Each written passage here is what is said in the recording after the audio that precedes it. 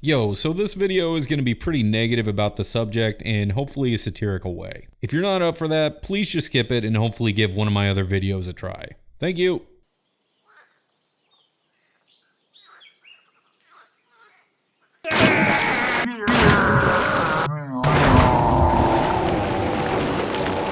Yeah, it's been a while since my last video, blah blah blah, let's get on with it.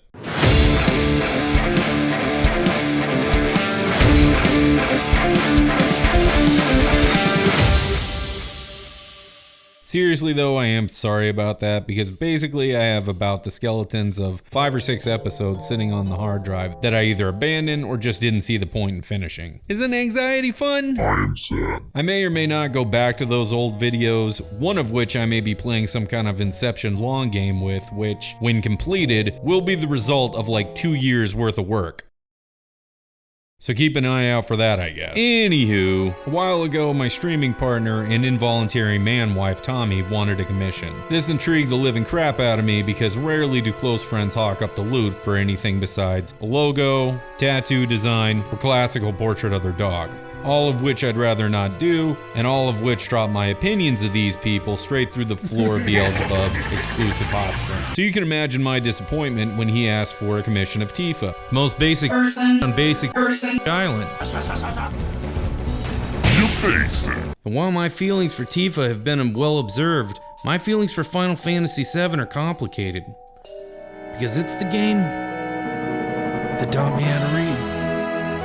Listen, I'm not scared to admit it. Sure, I was 10 years old and couldn't read. But let's not forget, I was fat and bad at sports too, so I had a lot going on for me back then. I mean, how much was I missing with these books anyway? They didn't have a single picture inside, and only would have distracted me from listening to my Korn albums.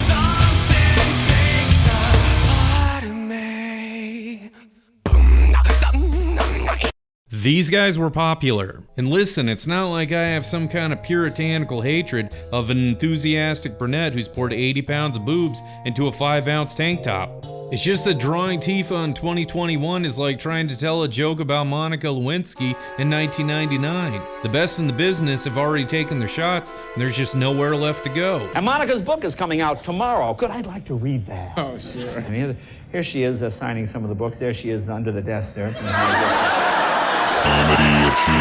We've seen tough Tifa, hot Tifa, buff Tifa, sexy Tifa, fat Tifa, man Tifa, lizard Tifa, and Trump Tifa. So what's an insanely underrated and brilliant artist to do? Easy. Talk to the person who commissioned them. So Tommy, what did you want me to do with this commission? Anything you wanted! Farts. We came up with some early ideas that seemed good when I hadn't slept in a few days due to the frankly toxic and abusive children I've brought into the world. Sleep is for the weak. But after a while I realized I wasn't sold on the idea anymore, and it may be time to take it back to the drawing board. Now, who is Tifa? She dresses like she was designed by OnlyFans.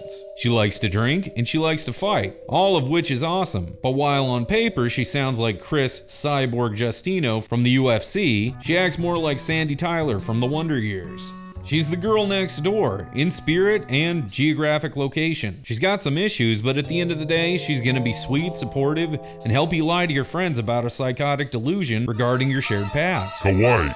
I love this bit where Cloud just lays out his completely fabricated retelling of what happened to the two of them, and she's just like, yeah, I'll see where he's going with this. But with that in mind, I went for something a little more simple. She's not busting heads or trying to show you her butthole. Thank you, Twitter. She's hanging out, making the best of the broken world they live in, which honestly is one of my favorite places in video game history. I love how people just kind of adapt in Midgar. All you got is junk? Make a junk house. Has your junk house come to life and become sentient and now trying to eat you? Well, put on a tank top and go kick that stupid house's ass. Seriously though, just look at these little locations. They're so cool and full of life. It really seems like the people making them had a lot of fun with the designs. Also, I don't think there's ever been a more clearly illustrated class struggle in a video game.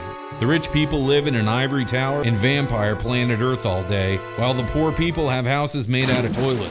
No, Jesse, back where you belong. I wanted to have at least a hint of this in the illustration. The rust and decay of trash everywhere, but also how nature kind of adapts and will eventually find a way. Which if you think about it, is kind of a theme of the game. I actually don't know. It's been forever and I'm super old. And you know, through doing this drawing, I think I've come to appreciate Tifa a little more. Sure, she's a simple bimbo with cans the size of toddlers. Epic dismissal. Hey guys, sorry to stop the video. This just kind of made me laugh. I was grabbing footage for the last little bit of Tifa in the bar. So you've got this little shot of Tifa hitting the lever on the machine to use for their little secret hidey hole entrance. But then it does this really weird cut here, and instead of like watching her ride the elevator down, she just looks like she's crazy and like hiding from the camera or something like that. I don't know why this cracks me up. I've watched it like 5 times. Goodbye.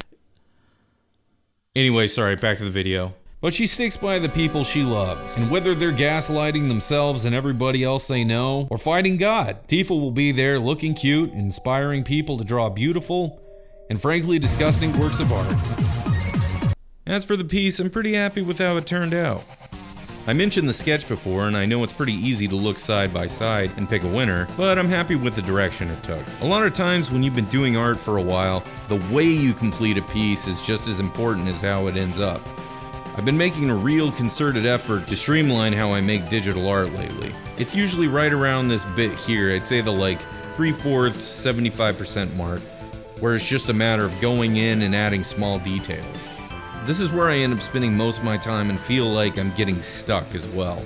I spend a lot of it just endlessly tinkering or adding details, and I'm not really sure how much bang I'm getting for my buck in the end. So yeah, that was a big part of this piece. No more making hundreds of layers because I'm too lazy to find the one I want, but instead get the most out of each one I had. For example, I took the time to really nail my base shadows down before moving on, and not just fixing what I'd done after the fact. I feel like that ended up saving me a lot of time and getting a lot more consistent look in the end as well. I jokingly told my wife after it was done, some pieces go so well you actually get excited to see what you can make next. So that's it. It came together pretty well, and I can say I'm pretty happy with it. But before I end this, I'd like to thank a bunch of people who helped me out in an amazing way recently. So like I say, a while ago, my buddy Tommy, who this commission was done for, got sick of hearing me bitch and moan about my computer not being able to keep up with video editing or pretty much anything else. And he got so sick of it, he asked his amigos if they had any spare components they'd be willing to contribute to a cause. These dudes gave up their parts and time to bring me this computer I've been using on this project, and I honestly can't thank them enough. Paul, thank you so much for the RAM, hard drive, and CPU research to be able to get this computer to me. Nathan and Jackie, thank you for the sick case design and etch printing. I love the way this thing looks. It's so amazing. Crawdad for the GPU and power supply. Thank you so much. And of course, Tommy and Kelly for the rest. Seriously, thank you guys so much. Editing on this thing is a friggin' dream, and I honestly can't wait to see what a brilliant genius like me will do with it next. We did it! Another video and another piece. Thank you guys so much for watching. I really, really appreciate it. Thank you to everybody whose names are coming up on screen right now. It kind of boggles my mind that anybody still cares about this thing that I'm trying to do with this channel. But there are going to be more videos coming in a more timely manner from now on. I'm shooting for a video a week, and certain life changes have come about that I think that can be done. Just gotta stay positive and put one foot in front of the other. But thank you guys so much again, and I'll see you guys next time.